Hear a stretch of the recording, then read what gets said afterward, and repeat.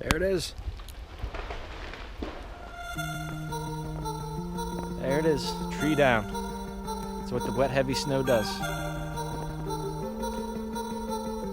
Branches falling. Pretty nasty weather we have here. Is that a squirrel? Looks like it.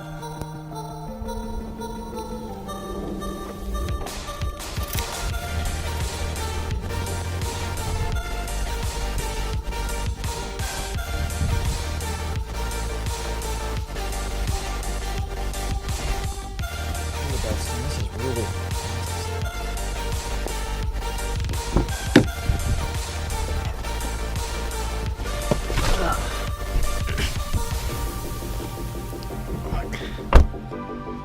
Oh, man.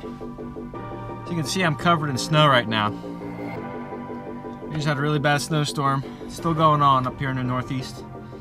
Oh yeah, and everybody, welcome to the channel. This is Nighthawk Motors, and today we're going to be taking out a Mercedes E300 in the snow to see how it drives. And this is the 4MATIC version of the car. I remember driving a E350 in the snow, the 4MATIC version. That car did very well, so I'm expecting great things from this car. So I got to go down there and clean off the vehicle, and yeah, we'll get on with the snow review of the car. People really seem to like these snow reviews because there's not a lot of them out there, and that's why I keep doing them. So I hope you guys enjoy, and yeah, we're gonna skip over to when the car's cleaned off and I'm in there chilling in the, well, not chilling, but warm in the car. 6.5 hours later. Okay, so now we're in the car. It's all cleared off, warmed up, and we're just driving through some pretty heavy snow right now. And as you can see, it has no problem getting off the line when you have snow. It's a very stable car in the snow. And on top of it, it's got heated armrests, heated steering wheel, heated seats. So you're gonna be very comfortable when you're driving this thing in the wintertime. It's almost like the Germans know what they're doing when it comes to making cars that do well in the wintertime. Most likely because that's the way the climate is over there as well. So we have a person up there in a minivan trying to get up the hill, and they're having trouble.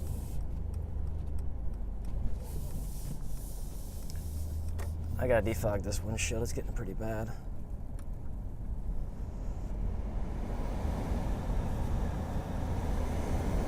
Yeah, that's why I'm mic'd up though, because right now, if I give you an example of the GoPro 4 audio and an example of the GoPro 5 audio, you'll hear it is horrible. You cannot hear much at all. So I'm going to be using my microphone right here. That's why I have it.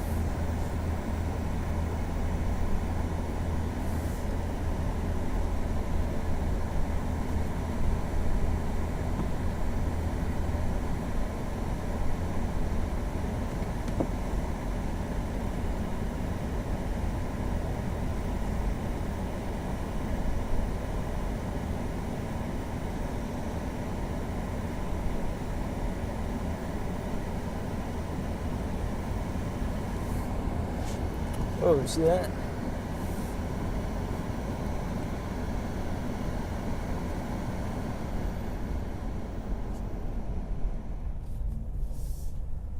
Well, yeah, as you can see, I have no problem negotiating these residential areas.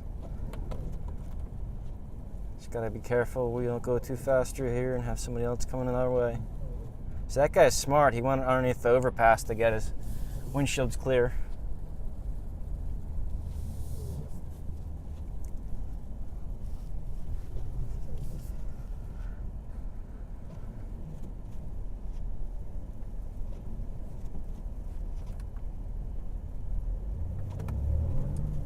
A little four-wheel slip right there. And yeah, if you live in a colder climate like this, you can see that Lexus over there. He's struggling big time. He basically got himself stuck.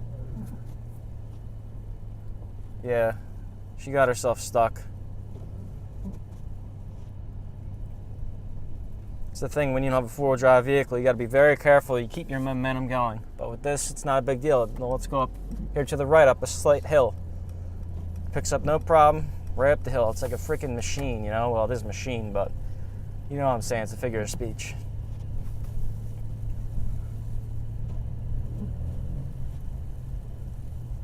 And right now I'm driving around eco mode. I'm guessing that's an equivalent to the snow mode in other vehicles. Watch out for these big mounds of snow up here. Of course, plows leave them.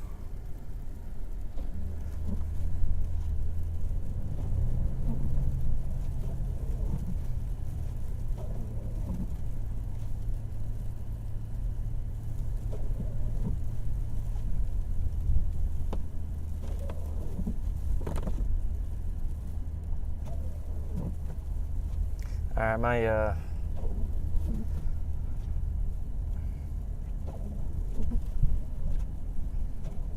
one windshield wiper's getting bound up a little bit. So, looks like they're clear of any other drivers. I'm going to reach my hand out and clear that.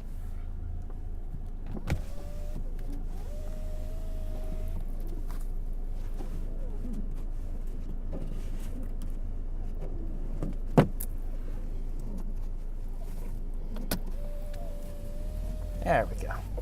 Cleared. So here's a pretty high grade hill. We're going to go up this with no problem, watch.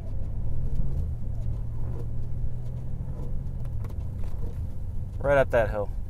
And this is why you get a four-wheel drive car around here, you know? Just because it works so much better than a non-four-wheel drive car.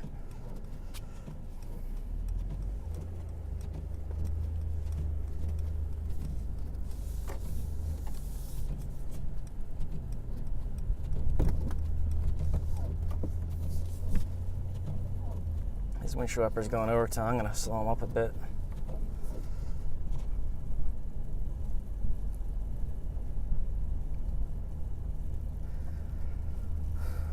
Yeah, it's one thing about these Mercedes four-wheel drive systems. They are very good at doing their job.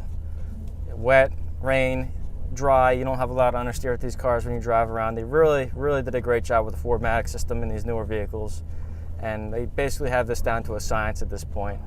It wasn't even that long ago when, you know, back in 2000s, mid-2000s, when you get into a four-wheel drive vehicle and they would understeer or they wouldn't really work that well in the snow. But the way they do the differentials and the center differentials in these cars now, they can basically modulate all four wheels to what they have to do exactly. So they can transfer power from one wheel to the other as needed, front, back as needed, and it's a really good system nowadays and blows away the old stuff. And it's pretty remarkable how they did that. And that's basically because computers have gotten so good to be able to control these things, and different algorithms in those computers are so good at controlling slip in the wheels and the connection to the road.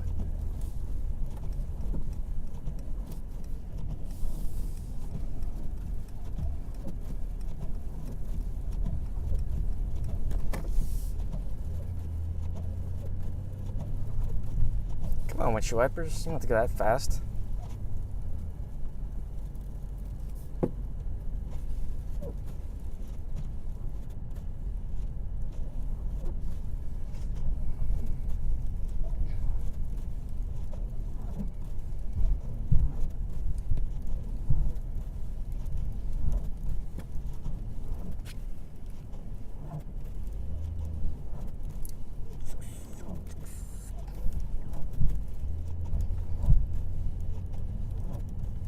This is nasty. Very nasty. A lot of plow trucks everywhere. Windshield wipers getting bound up once again, which is the problem with this really thick snow. You tend to get windshield wipers that bind up on you.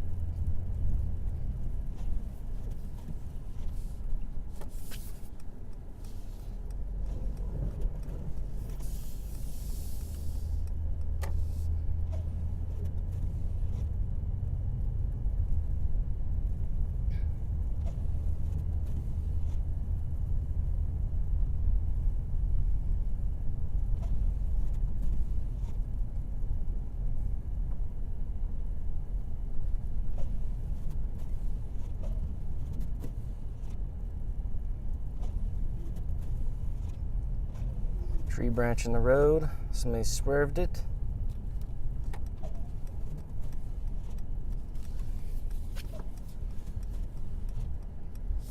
Like, well, I hope you guys enjoyed that little snow drive that I did in this car. It's pretty hairy out here. I don't want to push it any further if I don't have to. As you can see, there's a lot of down trees and parts and everything, as I showed earlier. And it's messy. You're better off not driving around when it's this bad out. I just wanted to give you guys an example of how well this car is. And this car it's great.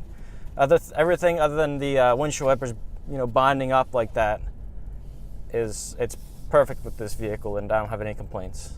So if you would, please hit that subscribe button and comment about what you thought about this drive and this crazy weather we're having here in March. Have a great day, everybody.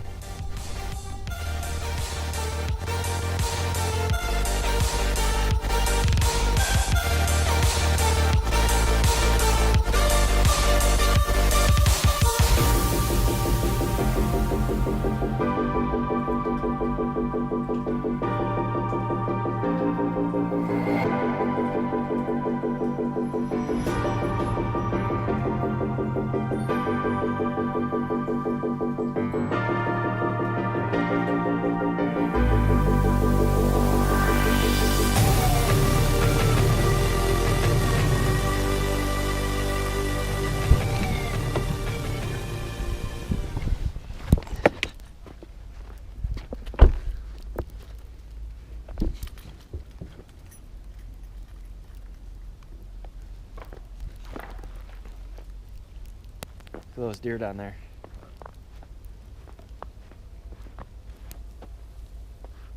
Did you hear that? Sounds like a tree's breaking.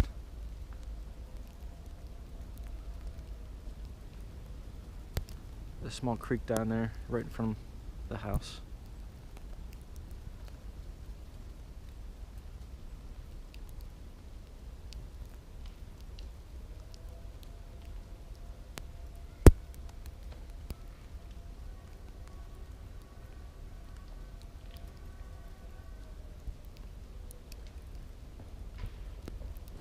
There it is. There it is. Tree down. That's what the wet, heavy snow does. Branches falling. Pretty nasty weather we have here. Was that a squirrel? Looks like it.